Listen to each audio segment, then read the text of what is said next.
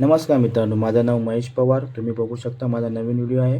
या व्हिडिओमध्ये आम्ही आज हे दाखवण्याचा प्रयत्न करतो की स्लॅबची डायग्रामप्रमाणे वायरिंग कशी केली जाते, हे तुम्हाला ह्या व्हिडिओच्या मार्फत मी दाखवणार आहे. हा जो स्लॅब आम्ही करतो आहे हा 8व्या फ्लोअरचा आहे आणि ह्याच्यात दोन फ्लॅट आहेत, एक 3 BHK आणि एक 4 BHK. ज्यावेळी जे एरिया मोठा असतो त्यावेळी आपल्याला सतत डायग्राम ह्याचा आपल्याला वापर करावा लागतो. तुम्ही बघू शकता या व्हिडिओच्या मार्फत आम्ही ह्या डायग्रामचा जो आमच्या मोबाईलमध्ये आहे जो डायग्राम तो आम्हाला इंजिनिअरनी प्रोव्हाइड केला आहे आणि जो मेजरमेंट आम्ही काढतो आहे तुम्ही बघू शकता. माझा जो कारागीर आहे तो मेजरमेंट घेतो आहे. जर ह्या मेजरमेंटमध्ये जर थोडीशी पण काही चूक झाली तर पूर्ण स्लॅब हा आपला खराब होऊ शकतो. म्हणून आम्ही सतत त्या डायग्रामप्रमाणे आम्ही मेजरमेंटप्रमाणे जी वायरिंग ते पॉईंट आम्ही तिकडे त्या स्लॅबवर आखतो आहे. ते तुम्ही बघू शकता. 4 BHK असल्यामुळे हा मोठा एरिया आहे. मोठा एरिया असला तरी लांब डिस्टन्स असतो. याच्यात पॉईंट कमी असतात पण डिस्टन्स मेंटेन भरपूर असतो.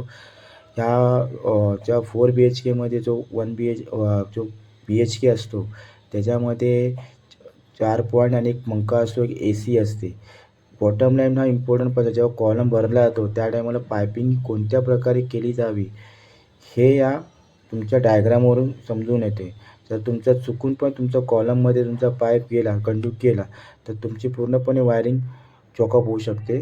म्हणून हा मेजरमेंट हा इम्पॉर्टंट पार्ट असतो आपल्या वायरिंगसाठी. तुम्ही बघू शकता डायग्राम आम्ही सतत फॉलोअप करतो. स्वतःचे जे मेजरमेंट आहे 300, 350, 500, 1000 ज्याप्रमाणे आमचं डिस्कशन होतं त्याप्रमाणे आम्ही तिकडे तो हायलाईट करून आम्ही मेन्शन करतो आहे. जे पॉईंट आम्ही मेन्शन केलं त्याच्यानंतर ह्याच्यावर जी पायपिंग होणार आहे त्या पायपिंगसाठी तो व्हिडिओ येईल. तो व्हिडिओ तुम्हाला आम्ही खरोखर दाखवू. तुम्ही तो व्हिडिओ कशाप्रकारे पायपिंग केली जाते, कंडक्ट कसे लावले पाहिजेत, जंक्शन कसे ओपन केले जातात हे सर्व आम्ही त्या नेक्स्ट व्हिडिओमध्ये दाखवू. हा जो बाल्कनीचा एरिया असतो हा मोस्ट इम्पॉर्टंट पार्ट असतो. का माहिती आहे का, इथे रिस्की पण असतो आणि हा पॉईंट जेव्हा आपण हायलाईट करून तिथे मेन्शन करतो, समजा चुकून तरी हा स्लॅब आपला ब्लॉक झाला तर कन्सील करण्यासाठी आपल्याला जरीचा वापर करावा लागतो. म्हणून हा काढताना आम्हाला खूप विचार करून काढावा लागतो. त्याची मेजरमेंट वारंवार आपल्याला सतत चेक करावी लागते. त्याची कंडूक लावण्याची जी प्रोसिजर असते ही खूप स्ट्रिक्टली करावी लागते आणि हा दुसरा वाट म्हणजे रिस्की असतो.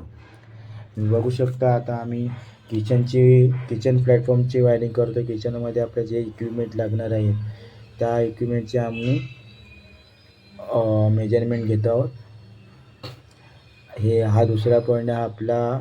हे झालं टॉयलेट आणि ह्या गोष्टीकडे आम्ही आता हे करतो. त्याच्या सिलिंग, गिझरची वायरिंग, एक्झॉस्टची लाईन हे सर्व गोष्टी आम्ही इथे हायलाईट करतो. तुम्ही बघू शकता माझा जो कारागीर आहे तो प्रत्येक टायमाला वारंवार मला सतत विचारतो आम्ही ओके दिल्याशिवाय तो पुढचं काम करत नाही आहे. माहिती आहे की एकदा स्लॅब पडला तर स्लॅब पडल्यानंतर आपण काहीच करू शकत नाही. म्हणून सतत आमची बॉन्डिंग असल्यामुळे एकमेकांचं अंडरस्टँडिंग असल्यामुळे हे मेजरमेंट आपण प्रॉपर करू शकतो. असेच नवनवीन व्हिडिओ बघण्यासाठी तुम्ही आम्हाला सबस्क्राईब करू शकता, आम्हाला लाईक करू शकता आणि शेअर करू शकता. जे प्रॉब्लेम येतात ते मी दाखवण्याचा प्रयत्न करतो. पण तुम्ही जर डायग्रामप्रमाणे वायरिंग केली तर कोणत्याही प्रकारचा आपल्याला त्रास होत नाही आणि प्रॉपर डायग्रामप्रमाणे वायरिंग झाल्यामुळे पुढे आपली वायरिंग करताना कोणत्याही प्रकारचा इश्यू होत नाही. समजलं? जय हिंद, जय महाराष्ट्र.